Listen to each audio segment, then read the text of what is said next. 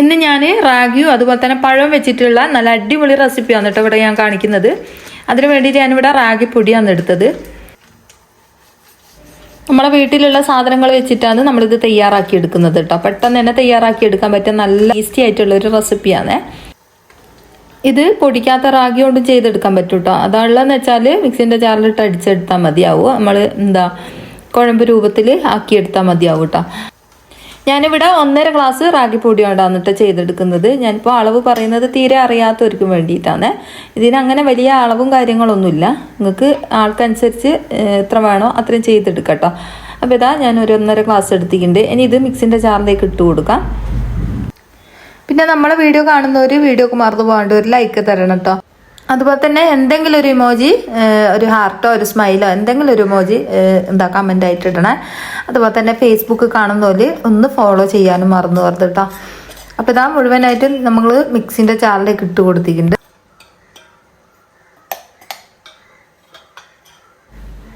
അപ്പോൾ എന്താ ഇത് മുഴുവനായിട്ട് ഞാൻ ഇട്ട് കൊടുത്തിട്ടുണ്ട്. ഇനി ഇതിലേക്ക് ഞാൻ 2 മുട്ട പൊട്ടിച്ചൊഴിച്ച് കൊടുക്കുന്നുണ്ട്. മുട്ട വേണ്ടാത്തവർക്ക് പാല് ചേർത്ത് കൊടുത്താൽ മാത്രം മതിയാവും കേട്ടോ. അതിനനുസരിച്ച് വെള്ളം ചേർത്ത് കൊടുത്താൽ മതി. അപ്പോൾ ഞാനിതിലേക്ക് 1/2 ഗ്ലാസ് കൂടി റാഗിപ്പൊടി ചേർത്ത് കൊടുക്കുന്നുണ്ട്. നമ്മൾ നേരത്തെ 1 ഗ്ലാസ് അതിന് ചേർത്ത് കൊടുത്തത്. ഇനി ഇതിലേക്ക് പാകത്തിനുള്ള ഉപ്പും കൂടി ചേർത്ത് കൊടുക്കുക. പിന്നെ 1 ഗ്ലാസ് വെള്ളവും കൂടി ചേർത്ത് കൊടുക്കുക. നമ്മൾ നേരത്തെ റാഗി അളന്ന ഗ്ലാസ്സിലെ ആ 1 ഗ്ലാസ്സിന് 1 ഗ്ലാസ് വെള്ളം മാത്രം മതിയാവും കേട്ടോ. വെള്ളം കൂടി പോകാൻ പാടില്ല. ഇതിലേക്ക് പാകത്തിലുള്ള ഉപ്പും കൂടി ചേർത്ത് കൊടുത്തിട്ടൊന്ന് അടിച്ചെടുക്കുക.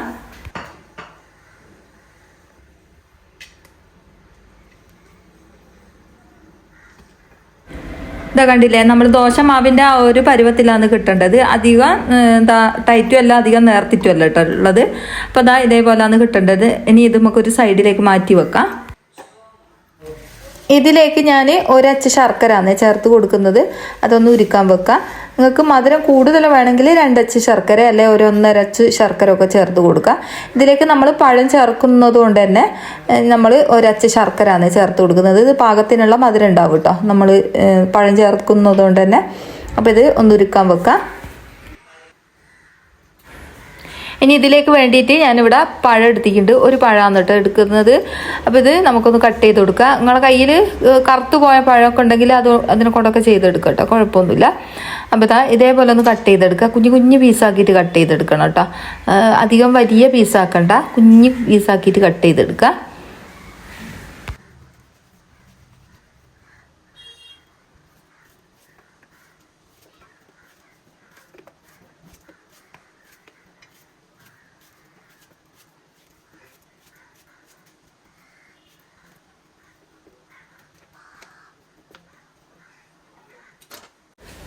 ഒരു പാനിലേക്ക് കുറച്ച് നെയ്യാക്കി കൊടുക്കുക.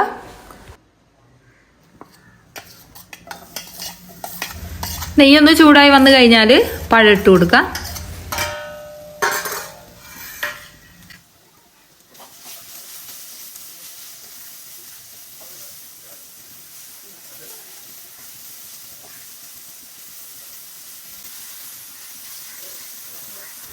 പഴം നല്ലോണം വാടിയിട്ട് കളറൊക്കെ ഒന്ന് മാറി വരണം കേട്ടോ. അതുവരെ ഒന്ന് വാട്ടി കൊടുക്കുക.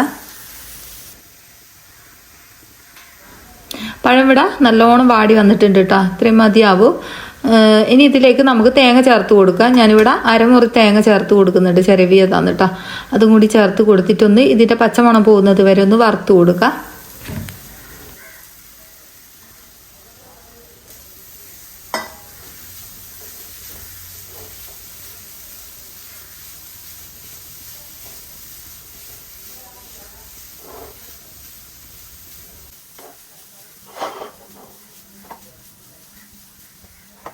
ഇനി ഇതിലേക്ക് 1 നുള്ള് നല്ല ജീരകവും അതുപോലെ തന്നെ ഏലക്കയും കൂടി ചേർത്ത് കൊടുത്തിട്ടുണ്ട്.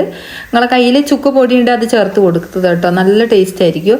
അപ്പോൾ അതും കൂടി ചേർത്ത് കൊടുത്തിട്ട് നല്ലോണം ഇളക്കി കൊടുക്കുക. ഇതിൻ്റെ ഒരു പച്ച ചോയ വിട്ട് കിട്ടണം കേട്ടോ തേങ്ങൻ്റെ, അതുവരെ ഒന്ന് വറുത്ത് കൊടുക്കുക. ഇനി ഇതിലേക്ക് നമുക്ക് ശർക്കര പാനിയില്ലേ നമ്മൾ ഉരുക്കി വെച്ച അത് ചേർത്ത് കൊടുക്കാം.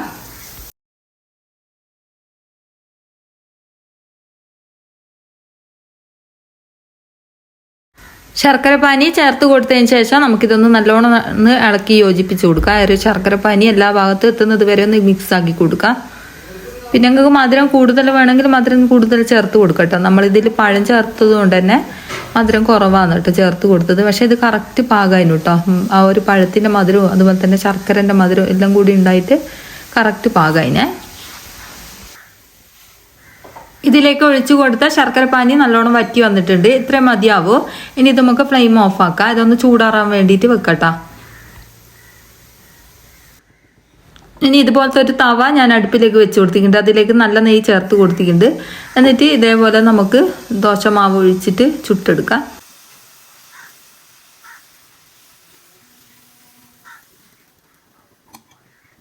നമ്മൾ ദോശക്കൊക്കെ ചുറ്റിക്കുന്നില്ല, അതുപോലെ തന്നെ ചുറ്റിച്ച് കൊടുത്താൽ മതിയാവും.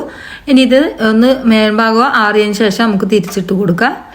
അപ്പോൾ തിരിച്ച് മറിച്ചിട്ടിട്ട് വേവിച്ചെടുക്കാം കേട്ടോ. നമ്മൾ ദോശയൊക്കെ ചുട്ടുന്നില്ല, അതുപോലെ തന്നെ ചുട്ടെടുത്താൽ മതി. ഇതിൽ വേണമെങ്കിൽ കുറച്ച് നല്ല നെയ്യ് കൂടി ആക്കി കൊടുക്കാം കേട്ടോ ഇതിൻ്റെ മുകളിലായിട്ട്.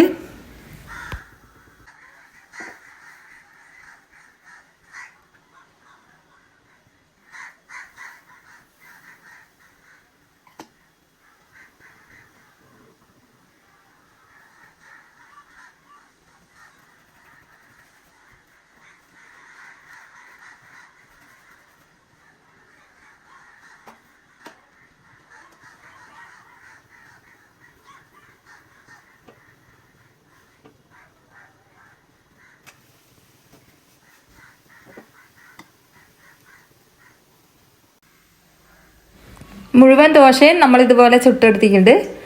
ഇത്രയും മതിയാവും കേട്ടോ. ഇനി ഇത് നമുക്ക് റോൾ ചെയ്തെടുക്കാം. നമുക്ക് ഓരോ ദോശയും ഇതേപോലെ വെച്ച് കൊടുക്കാം. എന്നിട്ട് അതിൻ്റെ നടുഭാഗത്തായിട്ട് കുറച്ച് ഫില്ലിങ് വെച്ച് കൊടുക്കാം.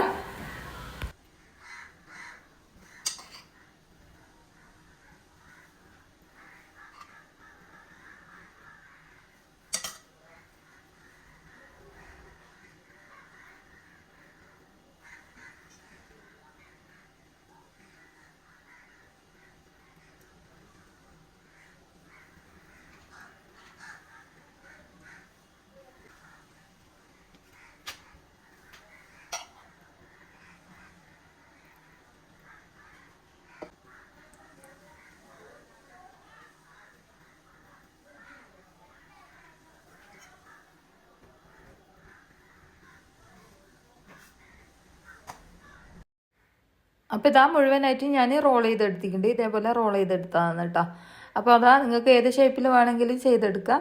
അപ്പം ഞാൻ ഇതേപോലെയാണ് ചെയ്തെടുത്തത്. അപ്പോൾ ഒരു പ്രാവശ്യമെങ്കിലും ഇതേപോലെ ചെയ്ത് നോക്കിയിട്ട് എന്തായാലും ഇഷ്ടമാകുന്ന ഒരു റെസിപ്പിയാണ്. നല്ല ടേസ്റ്റാണ് കേട്ടോ ഇത് കഴിക്കാൻ വേണ്ടിയിട്ട്. അപ്പോൾ വീഡിയോ ഇഷ്ടമായിട്ടുണ്ടെങ്കിൽ ലൈക്ക് ചെയ്യാനും അതുപോലെ തന്നെ ഷെയർ ചെയ്ത് കൊടുക്കാനൊന്നും മറന്നു വെറുതെ.